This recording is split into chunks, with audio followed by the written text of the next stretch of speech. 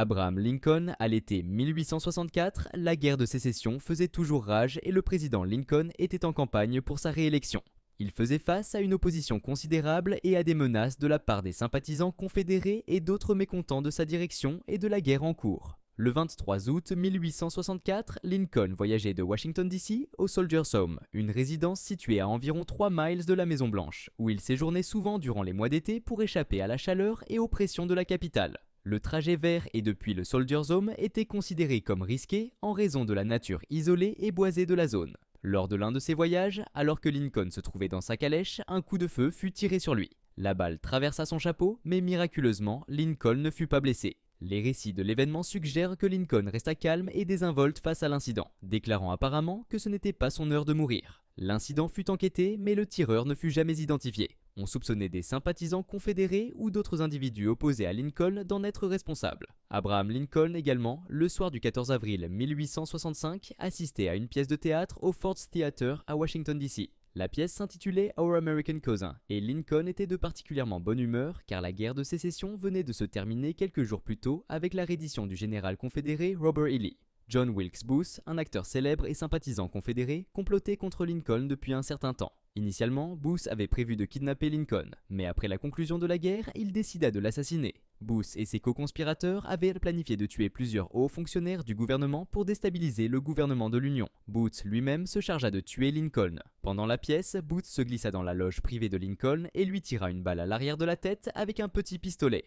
Après avoir tiré le coup fatal, Booth sauta de la loge sur la scène, se blessant la jambe dans le processus, et s'échappa du théâtre en criant « Sic semper tyrannis », ce qui signifie « ainsi toujours au tyran » en latin. Lincoln fut transporté dans une pension en face du théâtre où des médecins s'occupèrent de lui durant la nuit, mais sa blessure était mortelle. Il mourut le lendemain matin, le 15 avril 1865 à 7h22.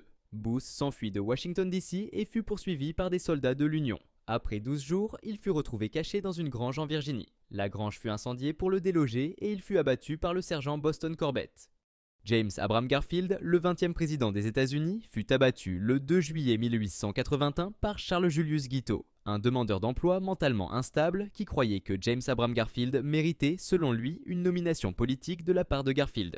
Il avait traqué le président pendant des semaines. Le matin du 2 juillet, Garfield se trouvait à la gare de Baltimore et Potomac à Washington DC, se préparant à partir en vacances d'été. Alors qu'il traversait la gare avec le secrétaire d'État James Gillespie Blaine, Guiteau s'approcha par derrière et tira 2 coups de feu. Une balle atteignit le bras de Garfield tandis que l'autre se logea dans son abdomen. Garfield fut transporté à la Maison-Blanche où il fut soigné par des médecins qui, malheureusement, commirent de nombreuses erreurs. Les pratiques médicales de l'époque n'étaient pas aseptiques et les médecins utilisèrent des instruments et des mains non stérilisées pour explorer la plaie de Garfield à plusieurs reprises afin de chercher la balle, ce qui provoqua de graves infections. L'état de Garfield se détériora au cours de l'été, alors qu'il endurait des douleurs intenses et de fortes fièvres. Malgré plusieurs tentatives pour améliorer sa santé, y compris le déplacer au bord de la mer dans le New Jersey, il ne se remit pas. Après 79 jours de souffrance, Garfield succomba à ses blessures et aux infections qui s'ensuivirent. Le 19 septembre 1881, Guiteau fut immédiatement arrêté après la fusillade, jugé pour meurtre et, malgré ses prétentions de folie, il fut reconnu coupable et exécuté par pendaison le 30 juin 1882.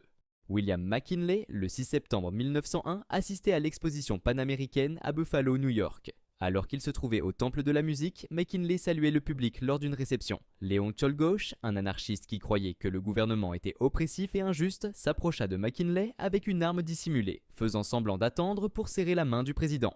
Czolgosz tira 2 coups de feu à bout portant. Une balle effleura McKinley tandis que l'autre pénétra son abdomen.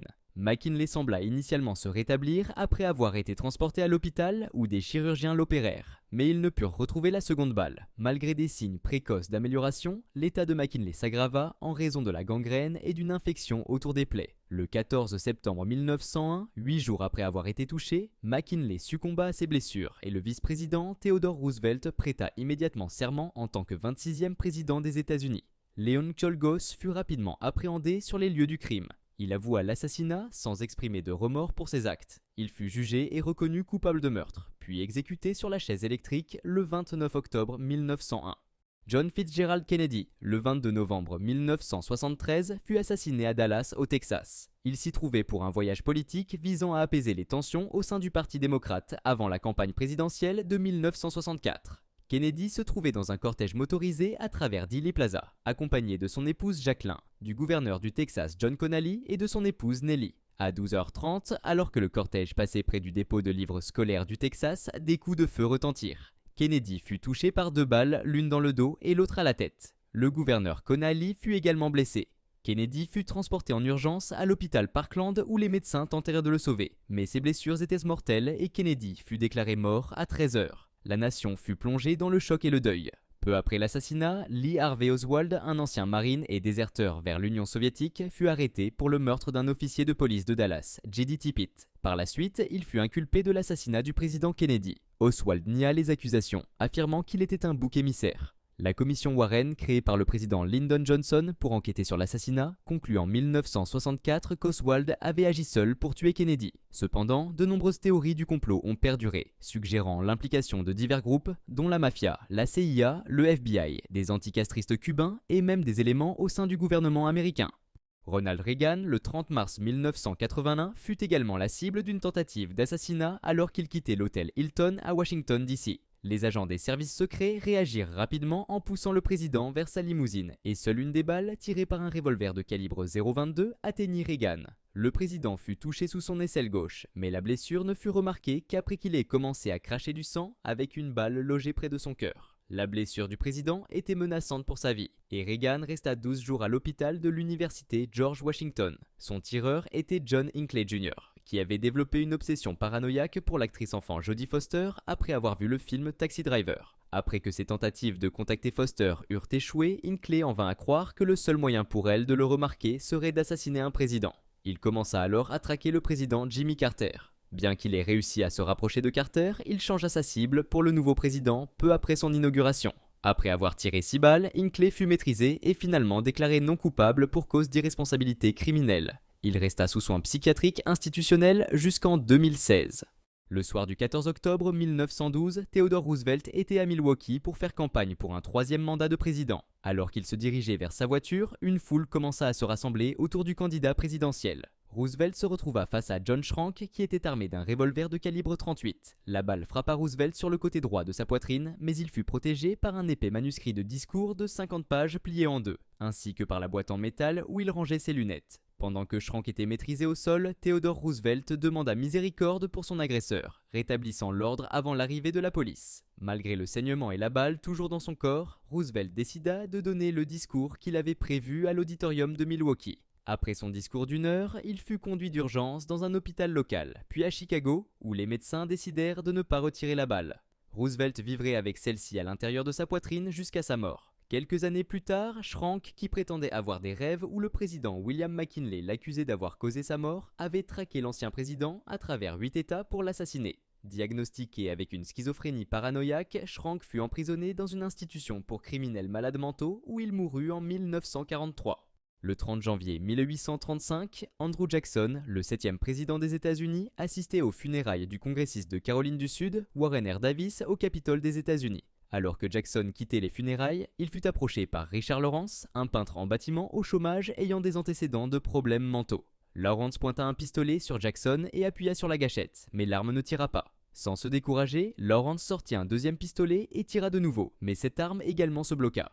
Les témoins décrivirent le bruit des 2 armes comme ressemblant à de petites explosions. Mais de manière remarquable, aucune balle ne frappa Jackson. Connu pour son tempérament ardent et sa robustesse, Jackson chargea immédiatement Lawrence en utilisant sa canne pour se défendre. Plusieurs personnes, dont Dave Crockett, un congressiste et héros folklorique américain, intervinrent rapidement et maîtrisèrent Lawrence. Jackson n'était pas blessé. Richard Lawrence fut rapidement appréhendé. Lors de son procès, il devint évident qu'il était mentalement instable. Il croyait que Jackson l'empêchait de devenir l'héritier légitime du trône britannique et que le gouvernement américain lui devait une somme d'argent considérable. Lawrence fut déclaré non coupable pour cause d'irresponsabilité criminelle et passa le reste de sa vie dans diverses institutions.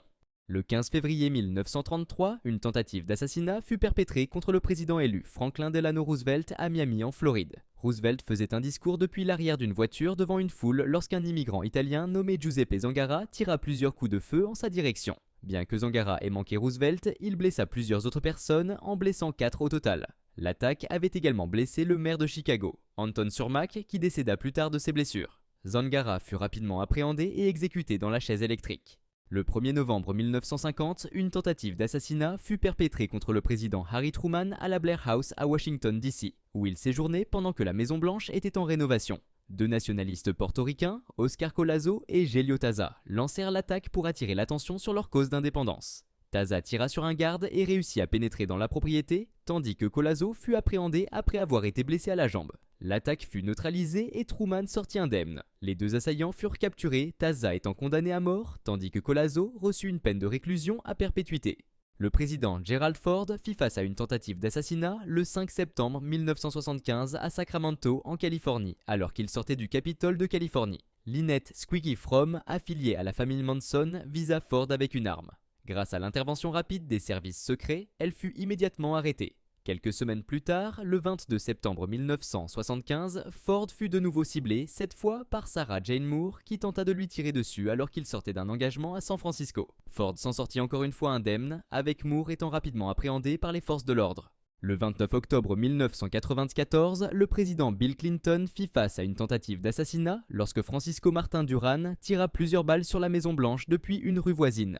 Clinton se trouvait à l'intérieur à ce moment-là. Duran fut rapidement maîtrisé et reçut une peine de 40 ans de prison pour son attaque. Lors d'une visite à Tbilissi, en Géorgie, le 10 mai 2005, le président George W. Bush fut la cible d'une tentative d'assassinat. Un assaillant nommé Vladimir Arutunian tenta de lancer une grenade sur Bush alors qu'il prononçait un discours, mais celle-ci ne fonctionna pas. L'assaillant fut arrêté peu après et Bush resta indemne. En novembre 2011, un jeune homme de 21 ans, Oscar Romero Ortega Hernandez, tenta d'assassiner le président Barack Obama en tirant des coups de feu sur la Maison-Blanche depuis un endroit voisin. Les actions d'Ortega déclenchèrent d'importantes alarmes de sécurité et il fut appréhendé peu après l'incident, puis condamné à la prison.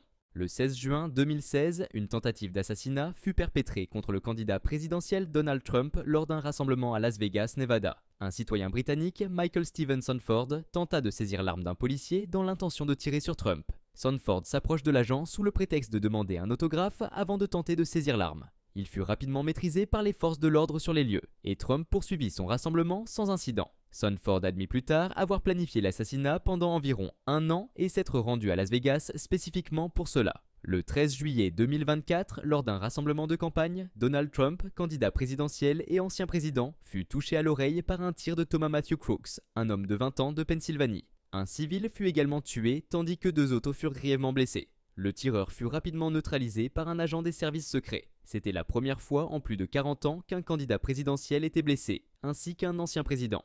Merci d'avoir regardé cette vidéo. Si vous avez aimé ce contenu, n'hésitez pas à laisser un like et à vous abonner pour ne manquer aucune de nos prochaines vidéos. Partagez vos pensées dans les commentaires ci-dessous. Je serai ravi de connaître votre opinion sur ces tentatives d'assassinat.